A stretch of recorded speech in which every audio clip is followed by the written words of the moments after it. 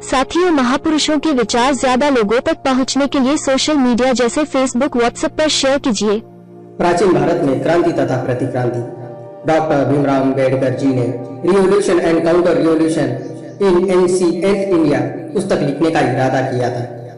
विषय सूची को अध्याय की तालिका में छापा गया है। इस मुख्य शीर्षक के अंतर्गत मूल रूप से उन्होंने 7 पुस्तकें लिखने की योजना बनाई थी। डॉक्टर बाबा Saheb Ambedkar source material publication committee उनके संग्रह में से कुछ पृष्ठ तथा कुछ अध्याय प्राप्त करने में सफल हो गई थी, इसलिए अध्याय अधूरे भी हैं। जांच करने के बाद कमेटी ने यह निर्णय किया कि अधूरी होने के बावजूद भी revolution and counter revolution in ancient India प्राचीन भारत में क्रांति तथा प्रतिक्रांति की उपलब्ध सामग्री को इस खंड में प्रस्तुत किया जाए। डॉक्टर अम्बेडकर बौद्ध धर्म के उदय को क्रांति मानते थे। ब्राह्मणों ने प्रतिक्रांति का मार्ग प्रशस्त किया। फलस्वरूप बौद्ध धर्म की अवनति तथा पतन हुआ।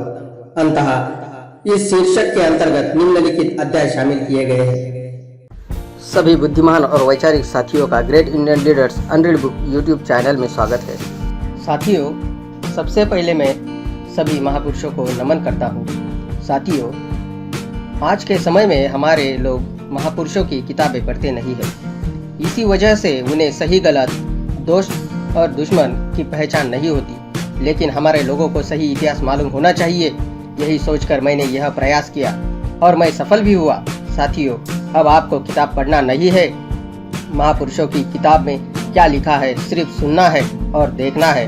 आप सब मेरे इस कार्य में सहयोग करेंगे, ऐसी मैं आशा करता हूँ।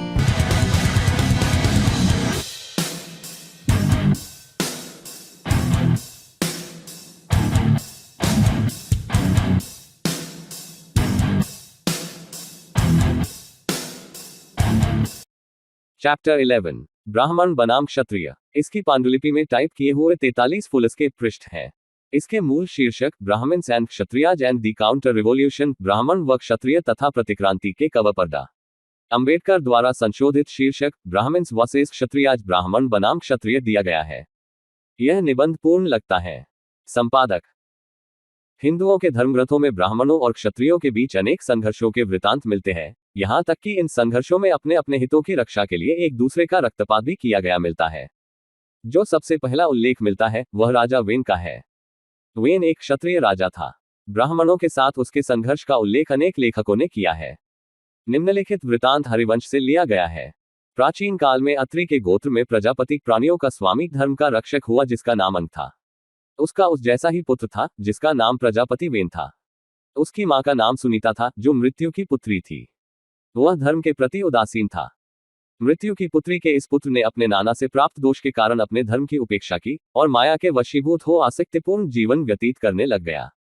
इस राजा ने धर्मविहीन आचरण की पद्धति प्रतिष्ठित की। वेदोक्त मर्यादा का उल्लंघन कर वह न्यायविहीन कार्यों में रुचि रखने लगा। उसके शासन में लोग धर्मग्रंथों का अध्ययन न करते हुए और यज्ञ के अंत में होत्र द्वारा उच्चरित होने वाले मंत्रादि के बिना जीवनयापन करने लगे, जिससे देवताओं को यज्ञ में होमे गए सोम का पान होना समाप्त हो गया। कोई भी यज्ञ या पूजा नहीं होगी, यह उस प्रजापति का कठोर संकल्प था। उसका विनाश निकट आ रहा था। उसने घोषणा की, मैं यज्ञ में आराध्य हूँ, यज्ञ भी मैं हूँ, मेरे लिए यज्ञ अर्पित किया जाए तथा मेरे लिए ही नैवेद्य अर्पित किया जाए। धर्म की मर्यादाओं का अतिक्रमण वाले राजा से, जो अपने लिए उस पद का दंभ करने लगा जिसका वह पात्र नहीं था, तब मरीचि के नेतृत्व में सभी बड़े बड़े ऋषियों ने उससे कहा, हम सब एक महान दीर्घ सत्र यज्ञ करने जा रहे हैं जो अनेक वर्षों तक चलेगा। हे देन, आप अधर्म का आचरण न करें, यह धर्म की सनातन रीति नहीं है। निस्संदेह आप हर दृष्टि से अत्रि वंश के प्रजापति हैं और आपने प्रजा की रक्षा करने का दायित्व लिया है।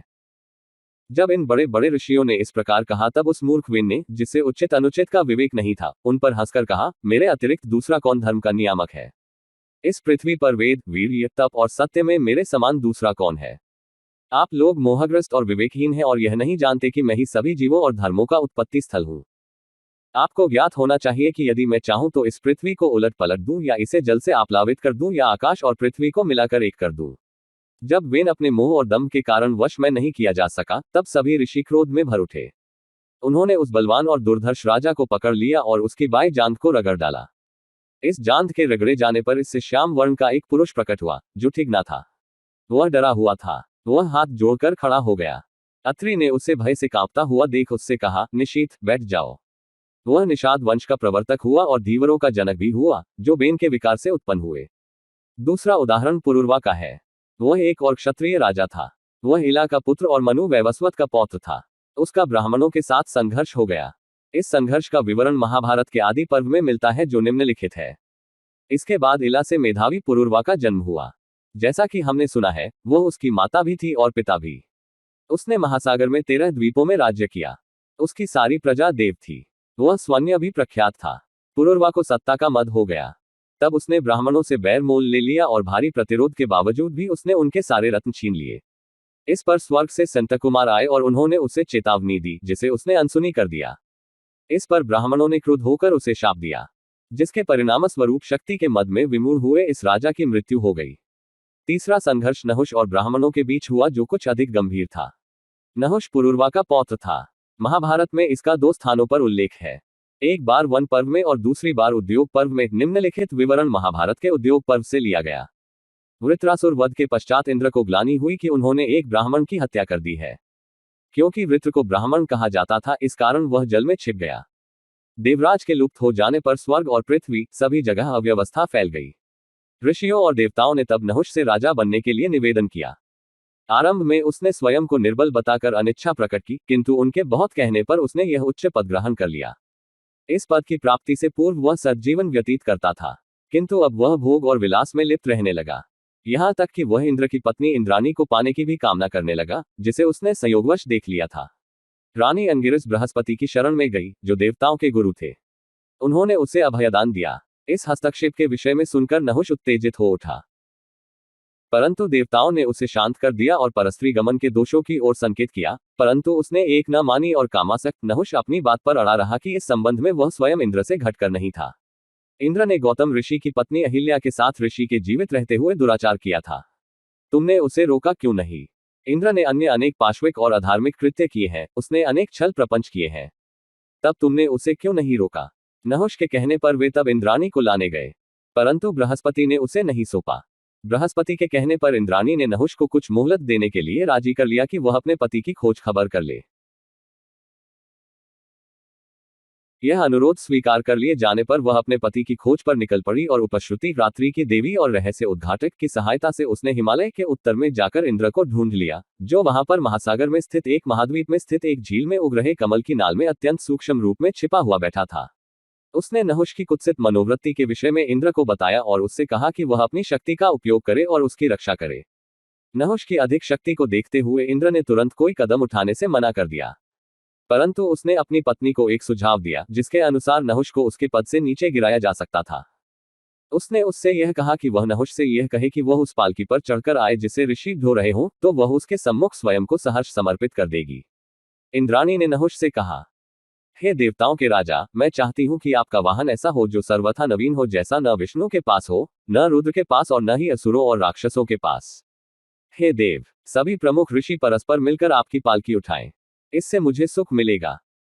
नहुष ने गर्व में भरकर इसे सहर्ष स्वीकार कर लिया और अपनी प्रशंसा करते हुए उसने यह उत्तर दिया, मैं इतना निर्बल नहीं हूं कि जो ऋषि मुनियों को अपनी पालकी का वाहक न बना सकूं। मैं महाशक्ति का अनन्य भक्त हूं, भूत, भविष्य और वर्तमान का स्वामी हूं। यदि मैं क्रुद्ध हो जाऊं तो पृथ्वी ठहर नहीं सकती। सब कुछ मुझ पर निर्भर है। इसलिए हे देवी, तुम जो कहती हो उसे मैं पूरा करूंगा। सप्तऋषि और सभी ब्रह्मऋषि मुझे ढोएंगे। हे सुंदरी, मेरा प्रताप और मेरा ऐश्वर्य देखना। तदनुसार उस दुरात्मा, अधर्मी, अत्याचारी, मदांध स्वेच्छाधारी ने ऋषियों को अपने वाहन में जोत दिया और चलने का आदेश दिया। इंद्राणी तब फिर बृहस्पति के पास गई। उन्होंने उसे आश्वासन दिया कि नहुष अपनी क्रोधाग्नि से स्वयं भस्म हो जाएगा। उन्होंने यह भी आश्वासन दिया कि मैं आगताई के इस विनाश और इंद्र के छिपने के स्थान का पता लगाने के लिए स्वयं एक यज्ञ करूंगा। इसके बाद इंद्र की खोज करने और उन्हें बृहस्पति के पास लाने के लिए अग्नि को भेजा गया। बृहस्पति ने इंद्र को आने पर बताया कि उसकी अनुपस्थिति में क्या क्या हुआ।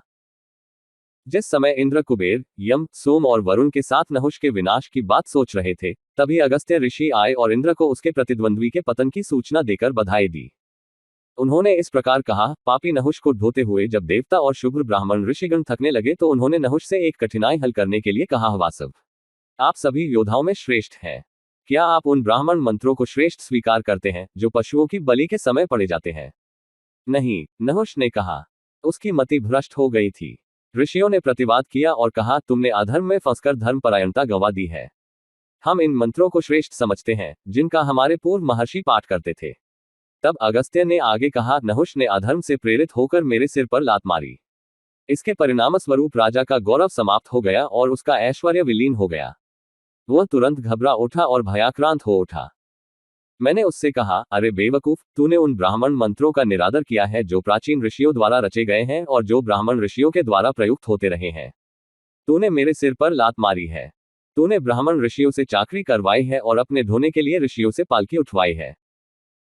तेरी कुवासना के फलस्वरूप तेरे सारे पुण्य नष्ट हो गए हैं। तेरा पतन हो जाए तो स्वर्ग से गिरकर पृथ्वी पर जा और सहस्त्रों वर्षों तक एक अजगर के रूप में जीवन बिता। जब यह अवधि समाप्त होगी तो स्वर्ग में आ सकेगा। इस प्रकार वह पापी देवताओं के राजा के पद से च्युत हो गया। हे इंद्र, अब हमें सुखी होना चाहिए क्योंकि ब्राह्मणों का शत्रु नष्ट हो गया है। तुम तीनों लोकों की सत्ता संभालो, वहां के प्राणियों की रक्षा करो। हे शचीपति, अपनी इंद्रियों को वश में रख अपने शत्रुओं का नाश करो और ऋषियों का आशीर्वाद प्राप्त करो। चौथा उदाहरण निमि का है। निमि इक्ष्वाकु के पुत्रों में से एक था। ब्राह्मणों के साथ उसके संघर्ष का वर्णन विष्णु पुराण में मिलता है, जो इस प्रकार है। निमि ने ब्रह्मर्षि वशिष्ठ से एक यज्ञ का पौरोहित्य करने का अनुरोध किया, जो 1 सहस्त्र वर्ष तक चलने वाला था। वशिष्ठ ने उत्तर दिया, मैंने पहले ही इंद्र को एक यज्ञ का पौरोहित्य करने का वचन दे रखा है, जो 500 वर्ष तक चलेगा। राजा ने कुछ भी नहीं कहा। वशिष्ठ चले गए और उन्होंने यह अनुमान लगाया कि राजा ने उनके प्रस्ताव को स्वीकार कर लिया है।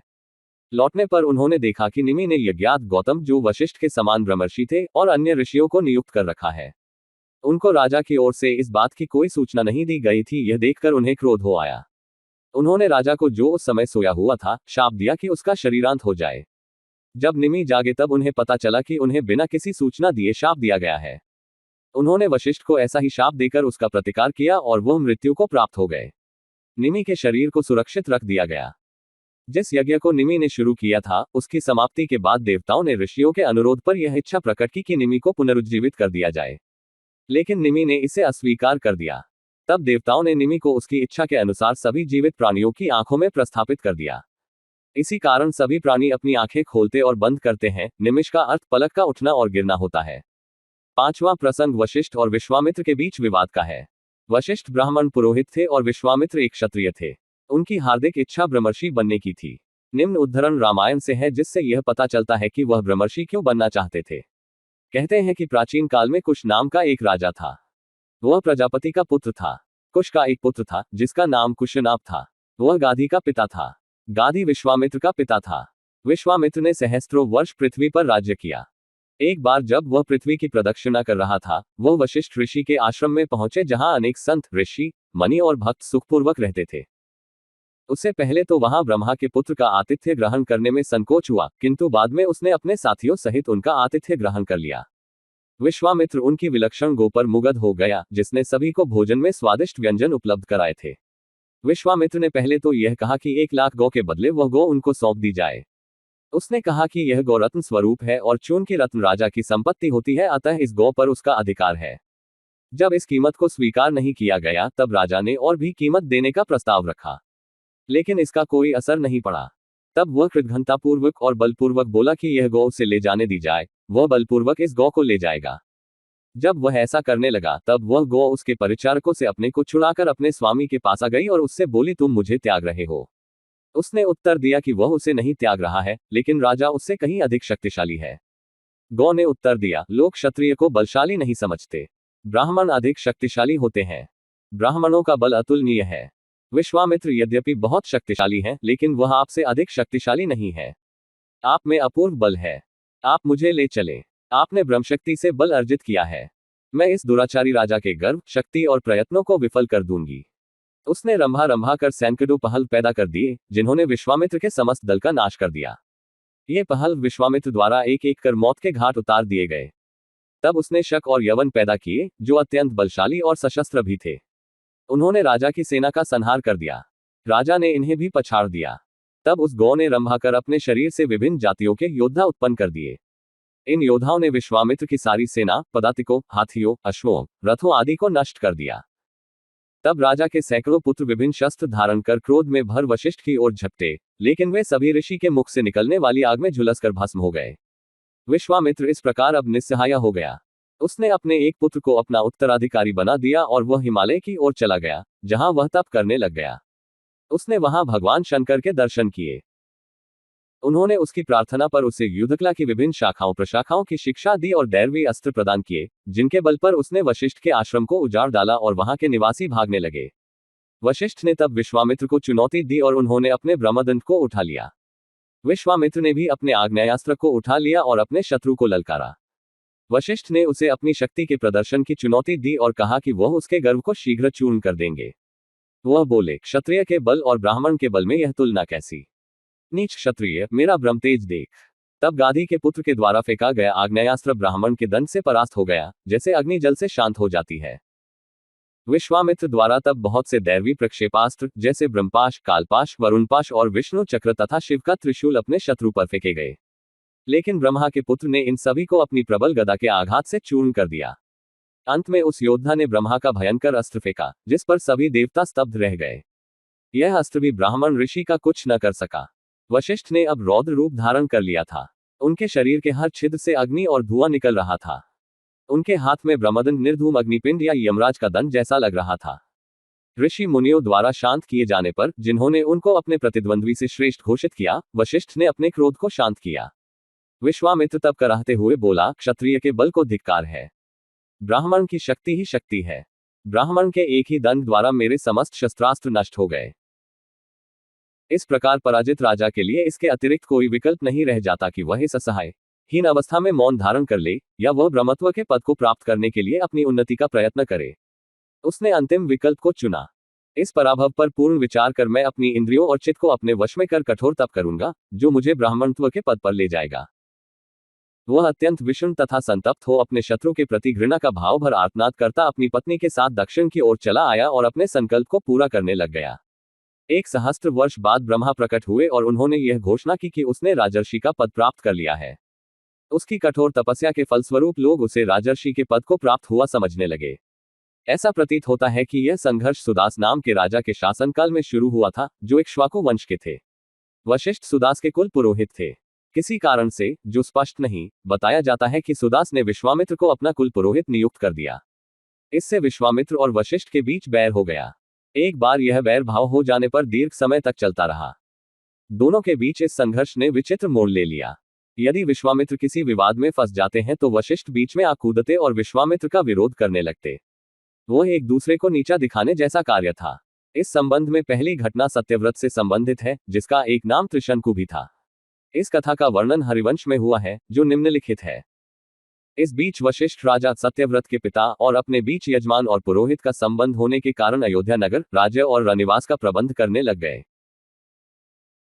लेकिन सत्यव्रत या तो मूर्खतावश या दैवी प्रेरणावश वशिष्ठ से निरंतर अधिकाधिक क्रुद्ध रहने लगा, जिन्होंने उसके पिता को किसी उचित कारण से उसे राज्याधिकार से वंचित करने से नहीं रोका था। सत्यव्रत बोला, विवाह संस्कार तभी वैध होता है जब सप्तपदी हो जाए। जब मैंने उस सुंदरी का हरण किया था, तब यह सप्तपदी नहीं हुई थी, लेकिन वशिष्ठ ने, जो धर्म के नियम जानते हैं, मेरी कोई सहायता नहीं की। इस प्रकार सत्यव्रत मन ही मन वशिष्ठ के प्रति क्रुद्ध रहने लगा, जिन्होंने एक दृष्टि से वही किया जो उचित था। न सत्यव्रत ने अपने पिता द्वारा आरोपित मौन व्रत को उसके औचित्य को समझा। जब उन्होंने इस कठिन तप का समर्थन किया, तब उन्होंने यह समझा कि उन्होंने उसके परिवार की प्रतिष्ठा को बचा लिया है। पूज्य मुनि वशिष्ठ ने, जैसा कि ऊपर कहा गया है, उसके पिता को उसे राज्याधिकार से वंचित करने से नहीं रोका, बल्कि उन्होंने उसके पुत्र को राजा बनाने का निश्चय कर लिया। जब वह शक्तिमान राजकुमार 12 वर्षों की कठिन तपस्या पूरी कर रहा था और उसके पास खाने के लिए कुछ भी नहीं था, तभी उसकी दृष्टि वशिष्ठ की गौ पर पड़ी, जो सभी प्रकार की मनोकामना पूरी करती है। उसने क्रोध, विभ्रम, दुर्बलता के वशीभूत और भूख से पीड़ित हो तथा 10 कर्तव्यों की उपेक्षा कर उसकी हत्या कर दी और उसका मांस अपने खाने के लिए रख लिया तथा कुछ मांस विश्वामित्र के पुत्र को भी खाने के लिए दिया। यह सुनकर वशिष्ठ उस पर कुपित हो गए और उन्होंने शाप देकर उसका नाम त्रिशंकु रख दिया, क्योंकि उसने 3 प्रकार के पाप किए थे। जब विश्वामित्र अपने आश्रम में लौटे, तब वह उस जीविका को देखकर संतुष्ट हुआ जो उसकी पत्नी को मिलती थी, और उन्होंने त्रिशंकु से वर मांगने के लिए कहा। जब ऐसा कहा गया, तब त्रिशंकु ने सदैव स्वर्ग जाने का वर मांगा। 12 वर्षों तक अनावृष्टि के सभी कष्ट समाप्त हो गए। मुनि विश्वामित्र ने त्रिशंकु को उसके पिता की राजगद्दी पर बिठाया और उसके निमित्त यज्ञ किया। पराक्रमी कौशिक ने देवताओं और वशिष्ठ द्वारा प्रतिरोध किए जाने के बावजूद राजा को सदैव स्वर्ग में प्रतिष्ठित कर दिया। हरिवंश के अनुसार जो पापाचार किए गए थे, उनके परिणामस्वरूप इंद्र ने 12 वर्षों तक वृष्टि नहीं की। उस समय विश्वामित्र अपनी पत्नी और पुत्रों को छोड़कर समुद्र तट पर तप करने चले गए। उनकी पत्नी अभावों से पीड़ित हो अपने दूसरे पुत्र को 100 गांवों के बदले बेचना चाहती थी, जिससे वह अन्य पुत्रों का भरण पोषण कर सके। लेकिन सत्यव्रत के द्वारा बीच में हस्तक्षेप करने पर ऐसा न हो सका। सत्यव्रत ने उसके पुत्र को छुड़ा लिया और उनके परिवार को जंगली पशुओं का मांस देकर उनकी रक्षा की और अपने पिता की आज्ञा के अनुसार 12 वर्षों तक कठिन तप किया। जिस दूसरी घटना में इन दोनों को एक दूसरे का प्रतिद्वंद्वी दिखाया गया है, वह त्रिशंकु के पुत्र हरिश्चंद्र की है। यह कथा विष्णु पुराण और मार्कंडेय पुराण में आती है। यह कथा इस प्रकार है। एक बार जब राजा शिकार खेल रहा था, तब उसने किसी स्त्री के रोने की आवाज सुनी, जो ऐसा लगता था कि वह आवाज उन विधाओं साइसेज की थी, जिनको क्रोध गोन्मत तपस्वी ऋषि विश्वामित्र उस रीति से अपने अधिकार में कर लेना चाहते थे, जिस रीति से किसी ने भी नहीं किया था। और इसलिए ये विधाएं उनके बल से भयभीत होकर विलाप कर रही थी। निर्बल की रक्षा करना क्षत्रिय का धर्म होता है। इस कारण और गणेश देवता से प्रेरित हो, जो उसके शरीर में प्रवेश कर गए थे। हरिश्चंद्र ने कहा, कौन पापी है जो मुझे बल और तेजस्विता से दीप्तमान के रहते अपने वस्त्रों में आग लगा रहा है। शीघ्र ही उसके अंग प्रत्यंग को मेरे धनुष से निकलने और समस्त आकाश को प्रदीप्त करने वाले बाण बेध कर रख देंगे और वह चिर निद्रा में सो जाएगा। यह चुनौती सुनकर विश्वामित्र उत्तेजित हो उठे। उनके क्रोध के परिणामस्वरूप सभी विधाएं मृत हो गईं, और हरिश्चंद्र अश्वत्थ वृक्ष के पत्ते की तरह कांपते हुए विनयपूर्वक बोले कि मैंने तो राजा के रूप में केवल अपने कर्तव्य का पालन किया है, जो इस प्रकार वर्णित है। श्रेष्ठ ब्राह्मणों और अल्प साधन वाले व्यक्तियों को दान देना, निर्बल की रक्षा करना और शत्रुओं के विरुद्ध युद्ध करना। विश्वामित्र तब उससे ब्राह्मण के रूप में दान मांगते हैं और एक ही वस्तु के मिलने पर मनु संतुष्ट होने की बात करते हैं। राजा उन्हें वचन देता है कि वह अपनी इच्छानुसार इन वस्तुओं में से कोई भी वस्तु चुन ले, सुवर्ण, पुत्र, पत्नी, काया, राज्य, सौभाग्य। ऋषि पहले तो राजसूय यज्ञ के लिए दान मांगते हैं। राजा के स्वीकार करने और अन्य वस्तुएं भी दान करने का वचन देने पर ऋषि उनसे उनको, उनकी पत्नी व पुत्र को छोड़कर समस्त पृथ्वी पर स्थित राज्य मांगते हैं, जिसमें शेष सभी कुछ शामिल होगा। वह उनसे उनकी समस्त संपत्ति मांगते हैं जो उनके पास है, या जहां भी वह जाएंगे तब उनके पास होगी। हरिश्चंद्र सहर्ष स्वीकार कर लेते हैं। विश्वामित्र तब उनसे अपने समस्त आभूषण उतारने, वल्कल वस्त्र पहनने और पत्नी शैव्या तारामती तथा पुत्र सहित राज्य छोड़ने के लिए कहते हैं। जब वह जाने लगते हैं, तब ऋषि उनको रोकते हैं और उनसे दान की दक्षिणा मांगते हैं, जो उन्हें अभी तक नहीं मिली है। राजा उत्तर देते हैं कि उनके पास उनकी पत्नी और पुत्र को छोड़कर कुछ भी नहीं है। विश्वामित्र राजा से कहते हैं कि उन्हें तो दक्षिणा देनी ही होगी, और ब्राह्मणों को दान देने की प्रतिज्ञा पूरी न करने पर उनका विनाश हो जाएगा। अभागा राजा इस प्रकार धमकाए जाने पर 1 महीने की अवधि में दक्षिणा चुकता कर देने का वचन देता है और अपनी प्रजा को बिलखता छोड़कर अपनी पत्नी के साथ यात्रा पर निकल पड़ता है, जिसने ऐसे कष्ट पहले कभी नहीं भोगे थे। जब वह राज्य छोड़ते समय अपने पुरजनों के विलाप पर कुछ देर के लिए रुकता है, तब विश्वामित्र आते हैं और राजा के द्वारा देर करने और रुकने पर क्रुद्ध होकर अपने दंड से रानी पर प्रहार करते हैं, और राजा अपनी पत्नी को उसका हाथ खींचते हुए आगे निकल जाते हैं। इसके बाद हरिश्चंद्र अपनी पत्नी और पुत्र के साथ यह सोचकर काशी आते हैं कि यह तो शिव की संपत्ति होने के कारण पावन नगरी है और यह किसी मर्त्य के अधिकार में नहीं होगी। यहाँ वह देखता है कि निष्ठुर विश्वामित्र उसकी प्रतीक्षा कर रहे हैं और अनुग्रह की अवधि के पूरी होने के पूर्व ही दक्षिणा देने का हठ करने के लिए तैयार खड़े हैं। इस विकट स्थिति में रानी शैव्या सिसकते हुए राजा से कहती है कि वह उसे बेच दे। यह प्रस्ताव सुनकर राजा मूर्छित हो जाता है। यह देखकर उसकी पत्नी भी मूर्छित हो जाती है। जब ये दोनों मूर्छित पड़े हुए होते हैं, तभी उनका भूख से पीड़ित पुत्र भी कष्ट से चिल्लाने लगता है, पिताजी, पिताजी, मुझे रोटी दो, माँ, माँ, कुछ भोजन दो, मैं भूख से व्याकुल हूँ, मेरी जीभ भी सूख रही है। इसी बीच विश्वामित्र वहां वापस आते हैं और हरिश्चंद्र के शरीर पर जल छिड़ककर उसे होश में लाते हैं तथा दक्षिणा देने के लिए पुनः पुनः हठ करते हैं।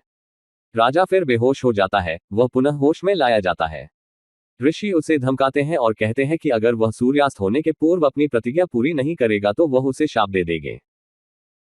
अपनी पत्नी के बार बार अनुरोध करने पर राजा उसे बेच देने के लिए राजी हो जाता है और कहता है, यदि मैं इतने निकृष्ट शब्द का उच्चारण कर सकता हूं, तब क्रूर और अभागे क्या कुछ नहीं कर सकते।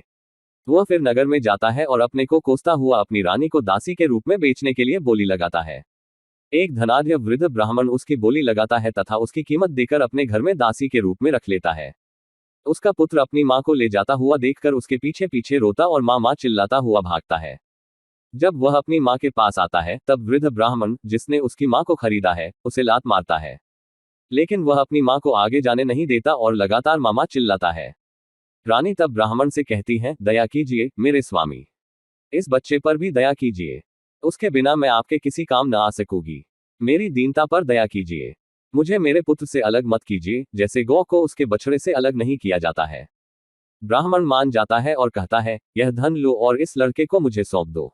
जब ब्राह्मण अपनी खरीदी हुई संपत्ति को लेकर दूर चला जाता है, तब विश्वामित्र पुनः आते हैं और अपनी मांग दोहराते हैं। जब विपत्तिग्रस्त हरिश्चंद्र उस थोड़े से धन को, जो उन्हें अपनी पत्नी और पुत्र को बेचने से प्राप्त हुआ था, विश्वामित्र को देते हैं, तब वह क्रोध होकर कहते हैं, दुष्ट क्षत्रिय, यदि तुम यह समझते हो कि यह दक्षिणा मेरे उपयुक्त है, तब तुम मेरे कठोर तप, निष्कलंक ब्रह्मत्व, पुण्य, प्रताप और मेरे वेदाध्ययन की शुचिता का शीघ्र अनुभव करोगे।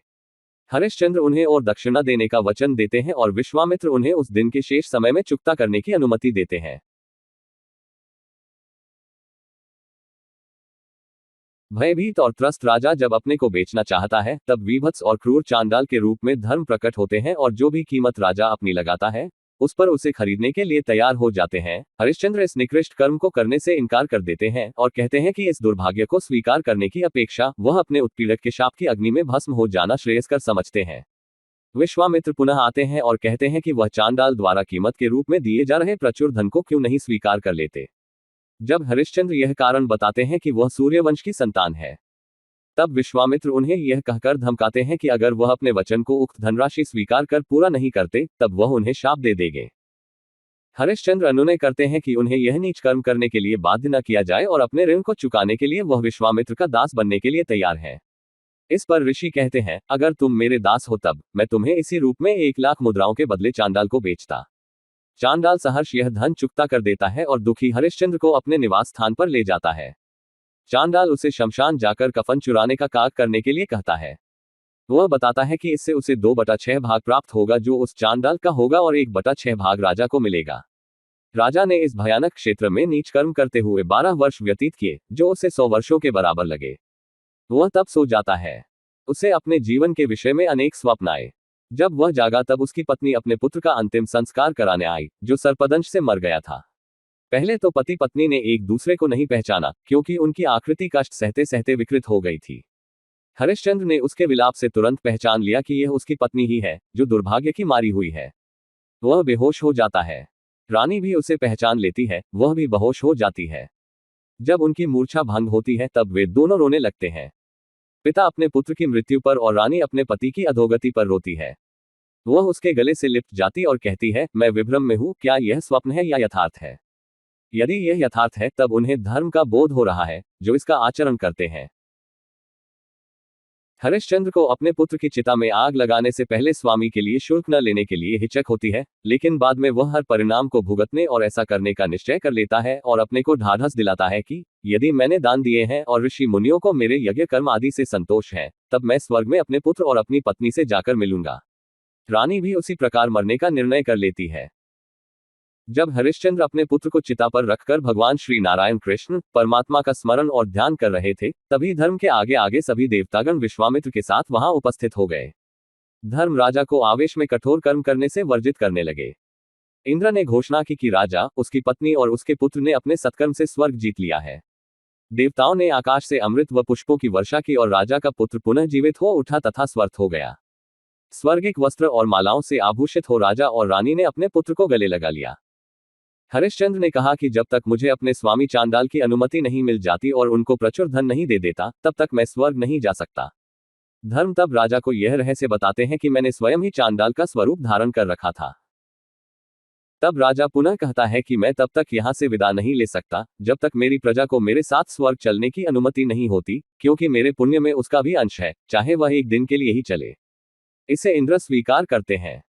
विश्वामित्र राजा के पुत्र रोहिताश्व को राज सिंहासन पर आसीन कराते हैं और तब हरिश्चंद्र, उनके साथी और अनुयायी एक साथ स्वर्गारोहण करते हैं। इस चरमोत्कर्ष के बाद जब वशिष्ठ ने यह वृतांत गंगा के जल में 12 वर्षों तक निवास करने के बाद सुना, जो हरिश्चंद्र के कुल पुरोहित थे, तो वह उस क्लेश के कारण बहुत क्रुद्ध हुए जो ऐसे श्रेष्ठ राजा को भोगना पड़ा, जिसके गुणों और ईश्वर तथा ब्राह्मण भक्ति की वह प्रशंसा करते थे। उन्होंने कहा कि जब विश्वामित्र ने उनके अपने 100 पुत्रों का वध किया था, तब उन्हें इतना क्रोध नहीं आया था। उन्होंने विश्वामित्र को बगुला बन जाने का शाप दे दिया। उन्होंने कहा कि वह दुष्ट व्यक्ति, ब्राह्मण द्रोही, मेरे शाप से बुद्धिमान जीवों के समाज से बहिष्कृत हो जाए तथा अपनी बुद्धि खोकर वह बन जाए। विश्वामित्र ने इसके बदले वशिष्ठ को शाप दे दिया और उन्हें अरि नामक पक्षी बना दिया। इन नए रूपों में दोनों में भयंकर युद्ध हुआ। अरि आकाश में 2 सहस्त्र योजन अर्थात 18,000 मील ऊपर उड़ सकता था और वक 3,090 योजन तक ही उड़ सकता था। जब अरि ने अपने पंजों से आक्रमण किया तब वक ने भी अपने प्रतिद्वंद्वी पर वैसे ही आक्रमण किया।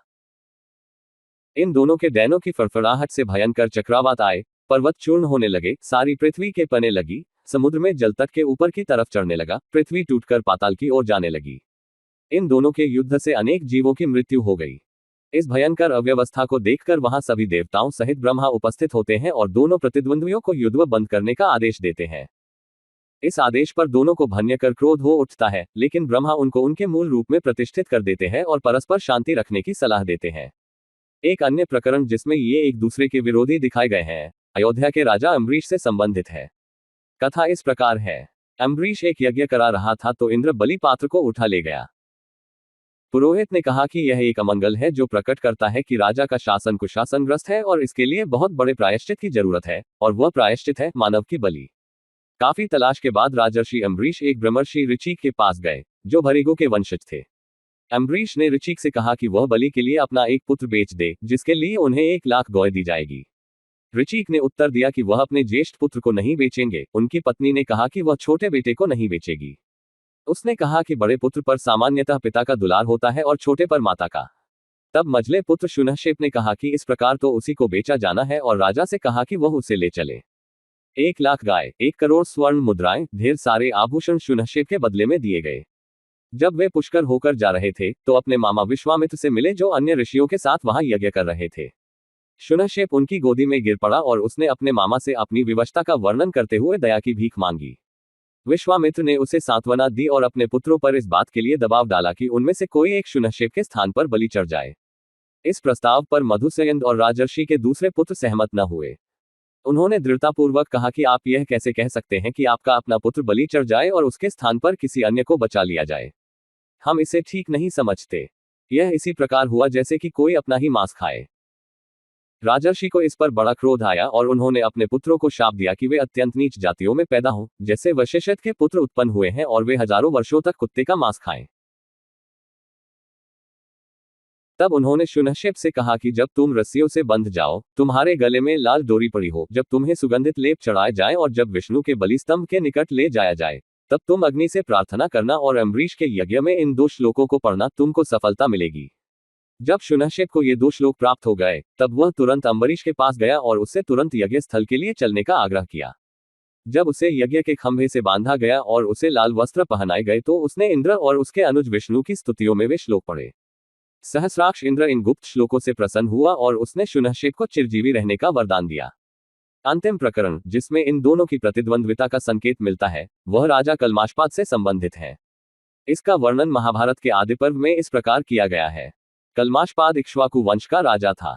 विश्वामित्र उसके राजपुरोहित बनना चाहते थे, लेकिन राजा वशिष्ठ को चाहता था। एक बार जब राजा मृगया पर गया और उसने बहुत से पशु पक्षियों का शिकार कर लिया, तब वह बहुत थक गया।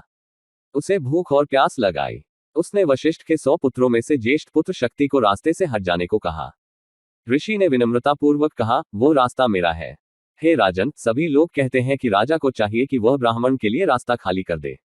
यह अनादि नियम है। दोनों में से कोई पक्ष दूसरे को रास्ता देने को तैयार नहीं था। विवाद बढ़ता गया। तब राजा ने मुनि पर अंकुश चला दिया। मुनि ने, जैसा कि अन्य मुनि क्रुद्ध होने पर कहते हैं, राजा को नरभक्षी हो जाने का शाप दे डाला। उस समय कल्माशपाद के पौरोहित्य पद को लेकर विश्वामित्र और वशिष्ठ के बीच शत्रुता चल रही थी। विश्वामित्र राजा के पीछे पीछे चल रहे थे। जब राजा शक्ति के साथ विवाद में उलझा हुआ था, तब वह उसके पास गया। जब उसने अपने प्रतिद्वंद्वी के पुत्र को देखा तो वह छिप गया और मौके की तलाश में उनके पास से निकल गया। राजा शक्ति की अनुनय विनय करने लगा, लेकिन विश्वामित्र उनमें समझौता नहीं होने देना चाहता था। अतः उसने एक राक्षस को आदेश दिया कि वह राजा के शरीर में प्रवेश कर ले। ब्रह्मर्षि के पाप और विश्वामित्र का आदेश, दोनों के प्रभाव से राक्षस ने आदेश का पालन किया। विश्वामित्र ने देखा कि उसका उद्देश्य पूरा हो गया, तब वहां से चल दिया। रास्ते में राजा को एक भूखा ब्राह्मण मिला।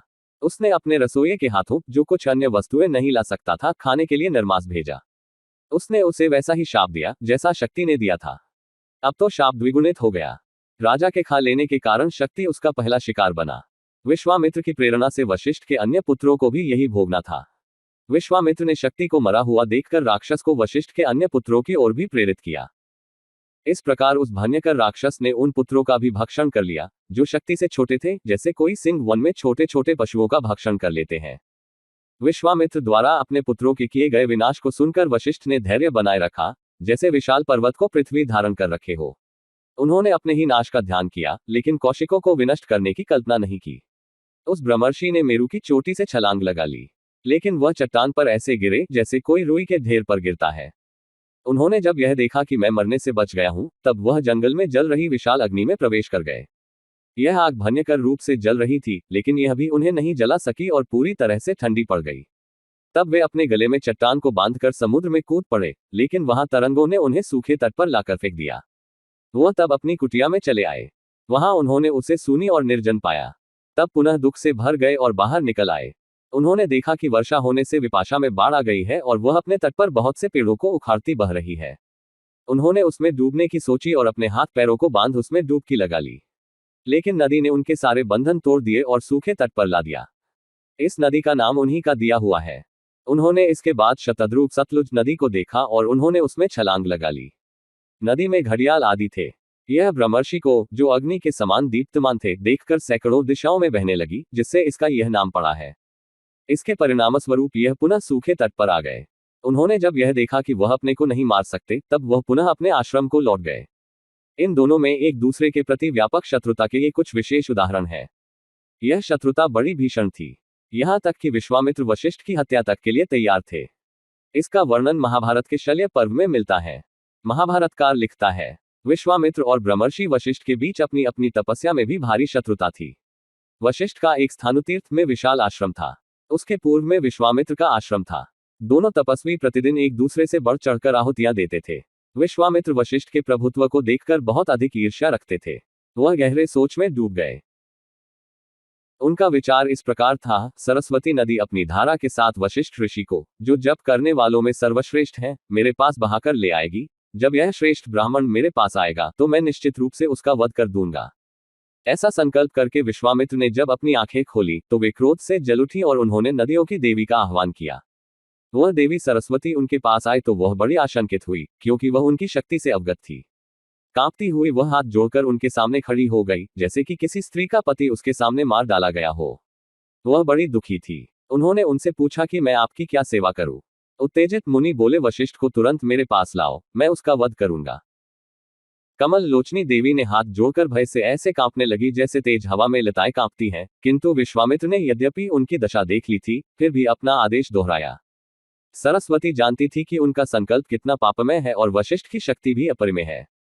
वह कांपती हुई वशिष्ठ की ओर चली गई। वह सोच रही थी कि उसे कहीं दोनों मुनियों का शाप न झेलना पड़े। जो कुछ विश्वामित्र ने कहा था उसने वह वशिष्ठ को बताया। उसका लटका हुआ पीला और चिंतित चेहरा देखकर वशिष्ठ ने कहा, हे नदियों की देवी, जो तुझे कहना है कह। मुझे निस्संकोच विश्वामित्र के पास ले चल, कहीं वह तुझे शाप न दे दे। दयालु ऋषि की वाणी सुनकर सरस्वती ने सोचा कि वह किस प्रकार बुद्धिमानी का कार्य कर सकती है। उसने मन में विचार किया कि वशिष्ठ मेरे प्रति सदैव दयालु रहे हैं, मुझे इनका कल्याण करना चाहिए। फिर उन्हें विश्वामित्र का ख्याल आया, जो उसके किनारे पर यज्ञ कर रहे थे। उसने सोचा कि यह एक अच्छा अवसर है। अपनी तेज धार से सरस्वती ने अपने किनारे को काट डाला। इस प्रकार मित्र और वरुण वशिष्ठ के पुत्र को बहाकर नीचे की ओर ले गई, और जब वह उसे इस तरह बहाकर ले जा रही थी तो ऋषि ने नदी की पूजार्चना की।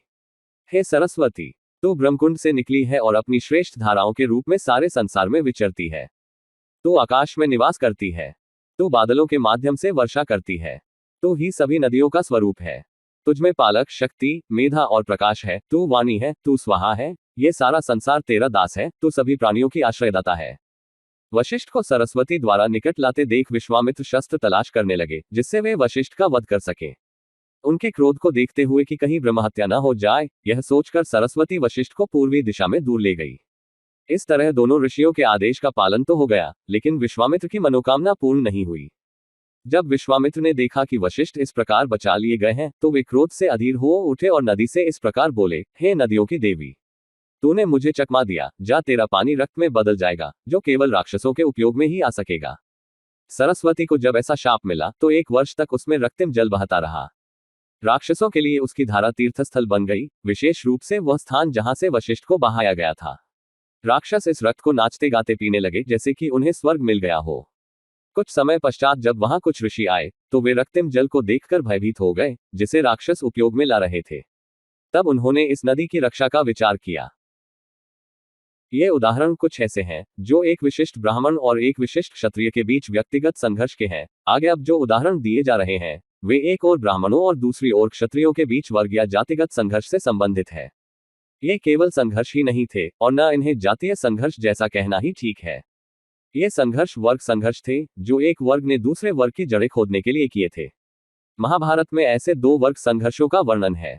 पहला संघर्ष हह्य क्षत्रियों और भार्गव ब्राह्मणों के बीच का है। यह संघर्ष हह्य राजा कृतिवर्य के समय में हुआ। महाभारत के आदि पर्व में इसका वर्णन इस प्रकार है। एक राजा था जिसका नाम कृतवीर्य था। इस राजा का पुरोहित भृगु था जो वेदों में पारंगत था। राजा की कृपा से उसके राजपुरोहित के पास प्रचुर धन धान्य हो गया। जब वह दिवंगत हो गया तो उसके वंशजों को धन की आवश्यकता पड़ी। वे धन मांगने भृगुओं के पास गए जिनकी संपन्नता से वे अवगत थे। कुछ भृगुओं ने अपनी संपत्ति जमीन में गाड़ रखी थी। क्षत्रियों के डर के कारण ब्राह्मणों को दान दे दी थी। एक बार ऐसा हुआ कि जब कोई क्षत्रिय जमीन खोद रहा था तो उसे एक भृगु के घर में गड़ा धन प्राप्त हुआ। उस क्षत्रिय ने दूसरे क्षत्रियों को एकत्र किया और उन सब ने उस कोष को देखा। इस पर वे उत्तेजित हो गए और उन्होंने सभी भृगुओं का वध कर दिया जिनको वे तिरस्कार की दृष्टि से देखते थे। क्षत्रियों ने ब्राह्मणों के गर्भस्थ शिशुओं का भी वध कर दिया। विधवाएं हिमालय पर्वत की ओर भाग गईं। उनमें से एक ने अपने अजन्मे शिशु को अपनी जंघा में छिपा लिया। एक ब्राह्मण ने जब क्षत्रियों को इसकी सूचना दी तो वे उसे मारने पहुंच गए, किंतु वह अपनी माता की जंघा से बाहर निकल आया और अपनी दीप्ति से आक्रमणकारियों को अंधा बना दिया। कुछ काल तक पहाड़ों में भटकने के बाद उन्होंने उस बालक की माता से विनयपूर्वक अपनी दृष्टि लौटाने का अनुरोध किया, किंतु उसने कहा कि वे उसके विलक्षण शिशु और्व के पास जाएं, जिसमें सभी वेदों और 6 वेदांग समाहित हैं, क्योंकि उसी ने अपने संबंधियों के वध के प्रतिकार स्वरूप उनको निर्वस्त्र किया और उनकी दृष्टि छीनी है और वही उनकी दृष्टि उन्हें लौटा सकता है। तदनुसार वे उसके पास गए और उनकी दृष्टि उन्हें वापस मिल गई। और्व ने सारी सृष्टि के विनाश के लिए तपस्या की, क्योंकि वह भृगुओं के विनाश का प्रतिरोध लेना चाहता था। इसलिए वह तपस्या करने लगा। इस पर देवताओं, असुरों, मानवों में खलबली मच गई। तब उसके पितृगण प्रकट हुए और उन्होंने उससे कहा कि वह अपना संकल्प त्याग दे, क्योंकि वे क्षत्रियों से कोई प्रतिशोध नहीं लेना चाहते हैं। इसका कारण भृगुओं की निर्बलता भी नहीं है कि वे क्षत्रियों के द्वारा किए गए हत्याकांड को भूल जाए। उन्होंने कहा कि जब हम अपनी वृद्धावस्था से ऊब चुके थे तो हम स्वयं यह चाहते थे कि क्षत्रिय हमारी हत्या कर दे। किसी भृगु के घर में जो धन छिपा था वह भी घृणा उत्पन्न करने के लिए जानबूझकर छिपाया गया था, ताकि क्षत्रिय भड़क उठे। हम सब स्वर्ग में आना चाहते थे। हमें धन से कोई लेना देना नहीं था। उसके पितरों ने कहा कि उन्होंने यह उपाय सोचा क्योंकि वे आत्महत्या का पाप नहीं करना चाहते थे। और अंत में उन्होंने और्व से कहा कि वह अपना क्रोध त्याग दे और उस पाप का भागी न बने जो वह सोच रहा है। उन्होंने कहा, हे पुत्र, क्षत्रियों का विनाश न कर और न ही सातों लोकों को नष्ट कर। अपने क्रोध का दमन कर जो तेरी तपस्या को निष्फल कर देगा। किंतु और्व ने उत्तर दिया कि वह अपने वचन को व्यर्थ नहीं जाने देगा। जब तक उसका क्रोध किसी का विनाश नहीं करेगा तो वह स्वयं ही अपने क्रोध की चपेट में आ जाएगा। और उसने न्याय, औचित्य तथा कर्तव्य की साक्षी देकर अपने पितरों की दयाशीलता का प्रतिवाद किया। किंतु उसके पितरों ने उसे समझा लिया और कहा कि वह अपने क्रोध की अग्नि को समुद्र में छोड़ दे, जहां वह जल में जंतुओं का विनाश कर देगी और इस प्रकार उसके वचन की पूर्ति भी हो जाएगी। दूसरा वर्ग युद्ध, और जो विनाशकारी भी था। भार्गव ब्राह्मणों ने हह्य क्षत्रियों के विरुद्ध छेड़ा था। इसमें भार्गव ब्राह्मणों के नेता परशुराम थे। परशुराम के जन्म की कथा विष्णु पुराण में इस प्रकार आती है।